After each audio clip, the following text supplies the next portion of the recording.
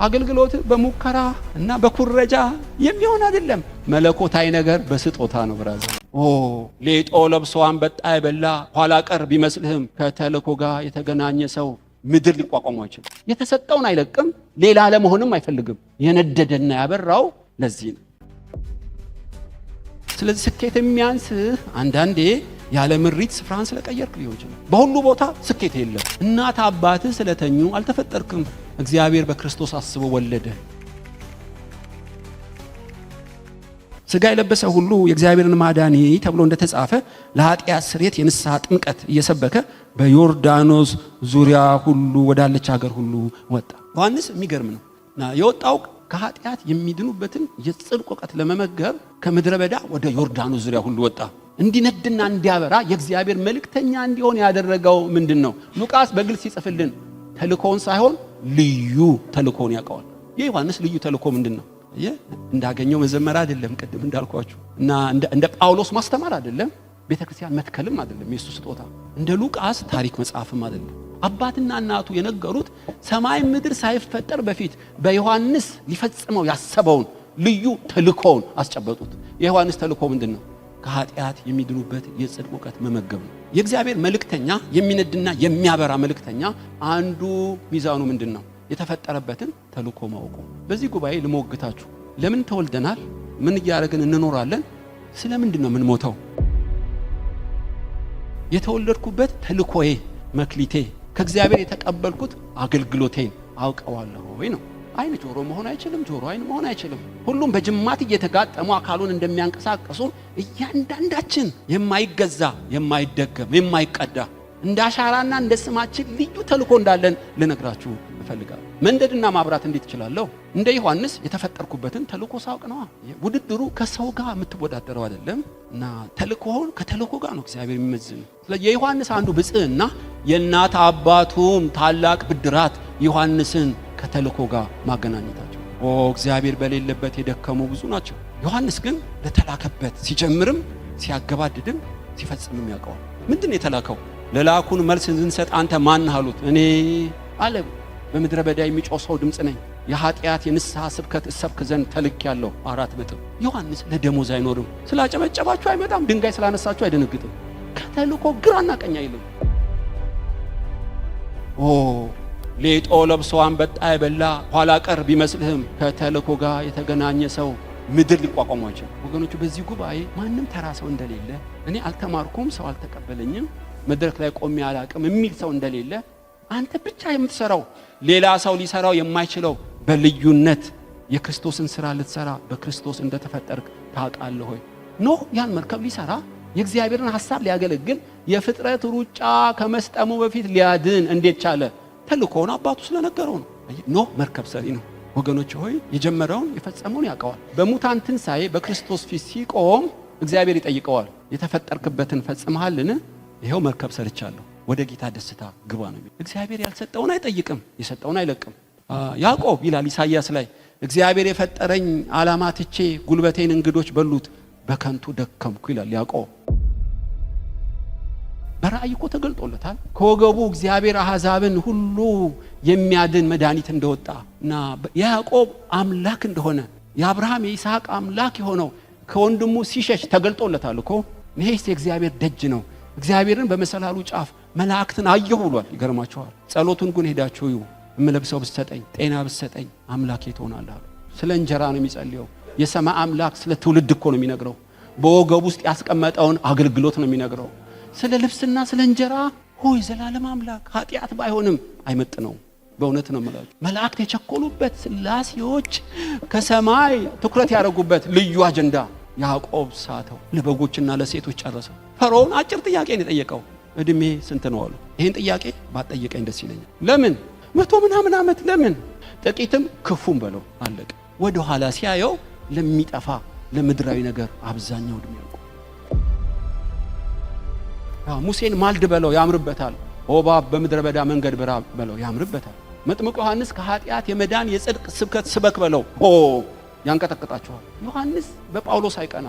እንደና አጵሎስ ምን ነው ቁጥር 1 2 እያልኩ ባስተማርኩ አይልም። የተሰጠውን አይለቅም፣ ሌላ ለመሆንም አይፈልግም። የነደደና ያበራው ለዚህ ነው። አገልግሎት በሙከራ እና በኩረጃ የሚሆን አይደለም። መለኮታዊ ነገር በስጦታ ነው። ብራዘር ከጌታ የተቀበልከው ሌሎች ሊሆኑት የማይችሉት ልዩ ስጦታ እንዳለ ታውቃለህ ሆይ? ዮሐንስ ሰማያትን ያስደስተው በሰው ልጆች ሁሉ ተቀባይነት ያገኘው አርቲፊሻል ማንነት የለው የተሰጠው ይሆናል። ኢየሱስም በዮሐንስ ላይ 17:4 አባት ሆይ በምድር ላደርገው የሰጠኝን ሥራ ፈጽሜ አከበርኩ።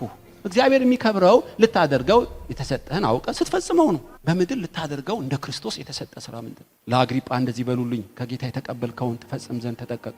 ያልተቀበልከውን አይጠይቅህም። በተቀበልከው ከኖርክ ውበትህ እየጨመረ ይመጣል። አስቴር በ127 ሀገር ላይ ንጉሥን አገባሽ። ጸጉርሽ ርዝመቱ ቅርጽሽ ማማሩ በብዙ ሽቶና ከርቤ 6 ወር አይደለም ተዘጋጅተሽ ነው የመጣሽው። ከብዙ ሴቶች ሞገስ አገኝተሽ የወርቅ ዘንግ አነሳልሽ። ለምን ይመስልሻል? ለዚህ ጊዜ ነው። ሂጂና ንገሪው ለንጉሱ። አልጠራኝም እሞታለሁ። አይደለም አስቴር፣ ይሄ ሁሉ ቅንብር፣ ይሄ ሁሉ ግርማ ሞገስ፣ ይሄ ሁሉ ተክለቁመና ለምን ይመስልሻል? እግዚአብሔር ለዚህ ጊዜ ስላዘጋጀሽ ነው። እምቢ ብትይ መዳን ከሌላ ስፍራ ይሆናል። እኔ እንዳንቺ አይደለም ተልኮዬ ወደ ንጉሱ ለመግባት። የኔ ተልኮ አይደለም። የኔ በደጅ ላይ ነው አገልግሎቴ። ያንቺ አገልግሎት ልነግርሽ ፈልጋለሁ። ዘካርያስ እንደነገረው መርዶኪዮስ ይነግራታል። አስቴር አስቴር ባንነች። ለዚህ ነው የተፈጠርኩት። ለዚህ ነው ውበትና ደምግባቴ። ለዚህ ነው የንጉስን ማማለሌ። ለዚህ እኮ ነው በሞትም እሞታለሁ አለ። መጽሐፈ አስቴር የሚል የተጻፈላት ተልኳን ስላወቀች ነው። በኢትዮጵያ ውስጥ በመፈጠርሽ እግዚአብሔር ተሳስቶ አይደለም። ዳርቻሽንና የምትኖሪበትን ዘመን ቀምሮ ወደዚህ ያመጣሽ ታላቅ ሥራ ባንቺ ለመስራት ነው። መጥምቁ ዮሐንስ ልብሱ አይደለም ያደመቀው፣ ድግሪው አይደለም ያደመቀው፣ ሀብቱ አይደለም ያደመቀው፣ ተልኮው። ዳዊት ልበ እግዚአብሔር ታውቃላችሁ የተፈጠረው ለምንድን ነው? ለሙሴና ለኢያሱ የተነገረውን ትንቢታዊ ቃል ይፈጽም ዘንድ ነው። ምንድነው የዳዊት ትንቢት? የእስራኤልን ድንበር ለሙሴ የተናገረውን ታስጠብቅ ዘንድ ነው። ከረኝነት የመጣው ወንጭፍ ቢስት አይስትም። ዳዊት በጦርነት ተሸንፎ አያውቅም። አንድ ቀን ተሸንፎ አያውቅም። እኔ በተጠረበ ድንጋይ በተላገ እንጨት ተቀምጬ እግዚአብሔር ታቦት መጋረጃ ውስጥ ይቀመጣልን? ሕያው እግዚአብሔርን ለእግዚአብሔር ቤት እሰራለታለሁ አለ። ቤትን ልትሰራለት ቀንተህ ነውን? ቀንቼ ነው። እግዚአብሔር ከረኝነት የጠራ ቤት ስራልኝ ብሎ ነውን? ተኝተህ ብልጭ ያለውን ሁሉ የምታደርግ ይመስልሃል? ተነስና ግባ አለው። አንዳንድ መልካም ነገር መልካም አይደሉም። በመንፈስ ቅዱስ ካልፈተሽከው አየህ ላልተፈጠርክበት መኖር በጣም ከባድ ኪሳራ። ዳዊት ቤት ሊሰራ አይደለም የተፈጠረው። እጆቹን ሰልፍ ያስተማረው በሙሴ የተነገረው እስራኤልን ድንበር ያስከብር ዘንድ ነው። እሱ ግን በምኞት ገባበት። አይሆንም ብራዘር ተነስና ግባ አለው። የሚሰራልኝ ልጅህ ነው። 80 ሺህ ጠራቢ የት እንደሚወቅሩ ያውቀዋል። ያለ ብረትና ያለ መረጃ ድምፅ በጸጥታ መገንባት ይችላል። ማስተዳደር ሰለሞን ያምርበታል። መስራት ነው ተዘጋጅቶልሃል። ለአንተ አትችልም። ለአንተ ውጊያ ነው የሚያምርብህ፣ መዝሙር ነው የሚያምርብህ። ቤት መስራት አትችልም። ያለ ስጦታ አይሆንም። አየህ ቅባትህን ለምን ትደብቀዋለህ? ለክርስቶስ ውብ የምንሆነው የተፈጠርንበትን ተልእኮ ስናቅ ነው። መፈለግ ነው ቦታ። በጥረት አይሆንም፣ በሞራልም አይሆንም። አየህ በስጦታ ነው እግዚአብሔር ነገር። የማያቋርጥ ሸክም። ስለኔ አባቴ ይመሰክራል፣ እናንተ ትመሰክራላችሁ፣ መጽሐፍ ይመሰክራል፣ የማደርገው ስራ ይመሰክራል አለ ጌታ። በቦታና በስፍራ ስትሆን እየደመክ ተፈጥሮ እየተገዛልህ ሰዎች እየተማረኩ ልብህ እየመሰከረልህ ነው የምትመጣው። ተልእኮ ማወቅ ብቻ ሳይሆን ጊዜን ማወቅ። የመልእክተኛ ሁለተኛ ባህሪ ዮሐንስ ጊዜውን ያውቃል። እና በዛ ምድረ በዳ ምን ታደርጋለህ? የዘካርያስ የኤልሳቤጥ ልጅ ከሆንክ መልእክተኛ ነህ፣ የኤልያስ መንፈስ አለብህ ከተባልክ ብትለው ብራዘር በጊዜ ነው የምወጣው። እግዚአብሔርን አልቀድምም አልዘገይም። በጊዜው ስለወጣ ነው ውበቱ የጨመረው። ትዝ ይላችኋል ቁጥቋጦ ሲቀጣጠል ራእዩን ለማየት ሄደ። ሙሴን የአባቶች የአብርሃም የይስሐቅ የያዕቆብ አምላክ ነኝ፣ ጫማህን አውልቅ፣ አቴንሽን ስጠኝ ነው። ከሰማይ የሕዝቤን ጩኸት ሰማው፣ ላድናቸው ወረድኩ። እስካሁን የተነበርክ እግዚአብሔር ሆይ ሙሴ ውረድ ስትለኝ እኮ መወርድ፣ ውጣ ስትለኝ መውጣ አምላክ አይደለሁ። ለአባት ለአብርሃም ከ400 ዓመት በኋላ እወርዳለሁ ብየዋለሁ። ሚስጥሩን አልደበኩም። ይኸውልህ አሁን ሰዓቱ ሞላ። እናስ ሕዝቤን ከፈርዖን እጅ አድን። ከፈርዖን እጅ ስንት ሺህ ሰረገላ ጦር ያለው ሰራዊት እኮ ነው። በዱላ ነው ማድነው። በዚች ዱላ አትበላት፣ የጊዜው በትር በላት። ኤርትራ ባህር ሰላምታ ነው የሚሰጣት። አለቀ። ልጄ ሆይ ወይን ጠጅ እኮ አለቀባቸው። እናቴ ሆይ ጊዜ ገና ነው። አባት ሆይ ሰዓቱ ደርሷልና ልጅህን አክብረኝ። ጠቢብ ሰው መቼ ምን ማድረግ እንዲገባው ዘመንን ያውቃል። ሰነፎች ስለ ጊዜ እውቀት ያላቸው። ዳንኤልም የ70 ዓመት ምርኮ እንደተፈጸመ ባየ ጊዜ ለራሱና ለሕዝቡ ይጾምና ይጸልይ ዘንድ ጀመረ። ገብርኤልም ከሰማይ እየበረረ መጣ። የተወደድክ ዳንኤል ሆይ አላለው፣ እጅግ የተወደድክ ዳንኤል ሆይ ጸሎት አረገ። ስለ ጾምክ አይደለም፣ ስለ ጸለይክ አይደለም፣ የጊዜው ጸሎት ነው። ይኸው 69ኛው ዓመት ብትጸልይም ብትጾምም ቢሰማህም አይመልስልህም። ጸሎትህና ትንቢታዊ ቃሉ ተጋጠመ። በጣም አስገራሚ ሰው ዳንኤል የጊዜን ምስጢር ያውቃል ማለት ነው። ኢየሩሳሌም የመጎብኘትሽን ጊዜ አላወቅሽም ብሎ አለቀሰላት። ዘመን አለማወቅ አምላክ አስለቅሷል። ስላገለገልክ አይደለም፣ በጊዜው ስላገለገልክ ነው። አንዳንዴ ዘመን ካለፈ በኋላ ለአገልግሎት ስትለመን ሁሌ አትለመንም። ዘመን እንደ ባቡር ልም ነው የሚለው። ላድርገው ብትልም ሙሉ ውበቱን አታገኝም። ትዝ ይላችኋል፣ አቢግያም ናባልን ነበረ ባሏ፣ ባለጌ፣ ተሳዳቢ፣ ስንፍና ያደረበት። አቢግያስ አእምሯ ታላቅ፣ ውበቷ ድንቅ እና ወንዶቹን ሁሉ ግደሉ አለ ዳዊት ስለሰደበው። አቢግያም እየበረረች ወደ ባሏ አይደለም ወደ ዳዊት ሄደች። ብራዘር አትግደልብኝ፣ እሱን ከገደልከው ከስራት ተፈታው፣ ሁሉን ላገባ እኮ እችል ነበር፣ ነገር ግን ጊዜው ገና ነው እንዳትነካው። በ10ኛው ቀን እግዚአብሔር ናባልን ቀሰፈው። ጊዜን ታውቃለች። ሕያው እግዚአብሔርን ወንጭፍ በድንጋይ እንደሚጣል ነጥሎ ይመታዋል። አንተ ከጊዜ በፊት ቀደምክ፣ እጅህን መልስ ትለዋለች። እና በ10ኛው ቀን ስትነግረው ልቡን መታው። አቢግያ ላገባሽ ይፈልጋል ዳዊት፣ ፈጥና ሄደች። አስገራሚ ሴት ነች። ይሄ አእምሮሽ ይባረክ። የቱ አእምሮዬ? ፈጥኖ ያመጣሽ። አቤት ጊዜ ማወቀሽ። ሶስተኛ ዮሐንስ ስፍራውን ያውቃል። ዮሐንስም ወደ ዮርዳኖስ ማዶ ወጣ።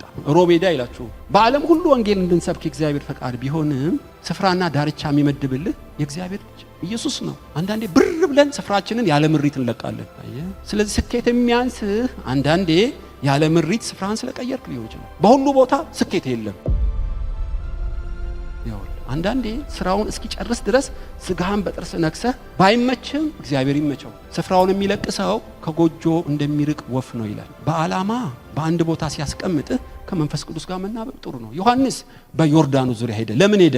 ውሃላ ለማጥመቅ ነው የተላከው። የሄደውም በወንዞች በባህር ስር ነው። ዮሐንስ መቄዶንያ አልሄደም፣ ሮም አልሄደም።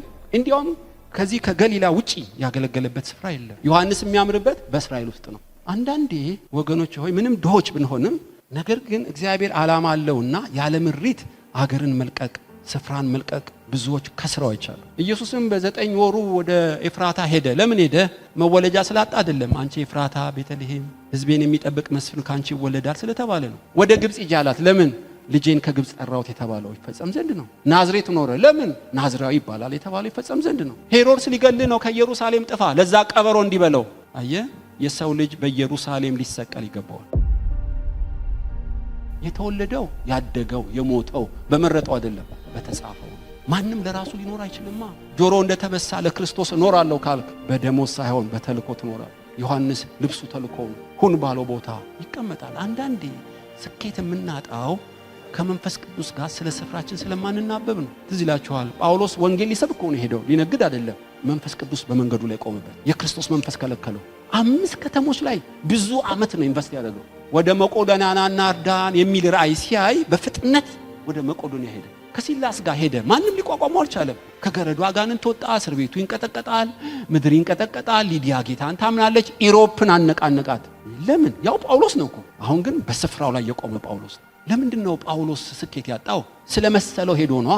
ወደ መቄዶንያ ምን መጣ? ራእይ ስለተቀበለ ነዋ። ቀድሞ ቢጠይቀው አይከስርም ነበር። እግዚአብሔር የሚናገር አምላክ እኮ ነው። ሲኦል ባትገባም ስኬት ግን የለም። ዮሐንስ ያገለገለው እንዲነድ እንዲያበር ያደረገው ስፍራውን ስላወቀ ነው። ጊዜውን ስላወቀ ነው። ልዩ ተልእኮውን ስላወቀ ነው። ሰዎች ሁሉ አንተ መሰከርክለት፣ ወደ ኢየሱስ ሄዱ ተባለለት። ኢየሱስ አረጋገጠለት። ደስታዬ ፍጹም ሆነ አለ ዮሐንስ። በተሰጠው ዘመን ነደደና በራ። ሁሉ የተጻፉ ገጾች ነበሩት። ለምን? ጊዜውን ያውቃል ዮሐንስ፣ ስፍራውን ያውቃል፣ ተልእኮውን ያውቃል። እንደ ፀሐይ ብርሃን እየደመቀ በስብከቱ ክርስቶስ እየጎላ ብዙዎችን መሪ ጌታ ሆኖ ወደ ክርስቶስ መራጭ። አስገራሚ ዮሐንስ ሩጫውን ጨርሶ ይሄዳል። ተረኛ መልእክተኛ አንተ ነህ። እግዚአብሔር ይላል ከሰው ጋር መወዳደርህን ትተህ ተልእኮውን ፈልግ። ለምን ተፈጠርኩ ብለህ ጠይቀኝ፣ መንገድን አሳይሃለሁ። ስለዚህ ለሚጠፋ እንጀራ ለምድራዊ ነገር አትኖርም። እናት አባትህ ስለተኙ አልተፈጠርክም። እግዚአብሔር በክርስቶስ አስቦ ወለደ። የምትኖረው መልካሙን ስራ በኢየሱስ ልትፈጽም ነው። ያ መልካም ስራ የፓስተሮች ብቻ ነው ወይ? አይደለም። ውብና ድንቅ ያንተም ያንቺም ነው። በዚህ በዮሐንስ ልክ ለመኖር እግዚአብሔር በዚህ ዘመን በኢትዮጵያ ውስጥ በአዲስ አበባ ፈጠረኝን? በትክክል እግዚአብሔር ይላል ለአንዳንዶች እስካሁን ሳሰለጥናችሁ ነበር በጓዳ፣ አሁን ጊዜው ደረሰ። በምድረ በዳ ኖርክ ማለት አትረባም ማለት አይደለም፣ የጊዜ ጉዳይ ነው። እግዚአብሔር ሊመነዝርህ ስርጓጎጡን ባንተ ሊያስተካክል ጠማማውን ሊያስተካክል የመለኮት ሰዓት ሞላ። ዮሴፍ እባክህ ለፈርዖን ንገር ምንም ሳላረግ አሰሩኝ። ኖ ዮሴፍ በመልክተኛ አትወጣም፣ በአጋጣሚም አልታሰርክም። ሰዓቱ ሲደርስ ያስቸኩልሃል። ታውቃለህ። እግዚአብሔር ልቦናችሁን ይክፈት።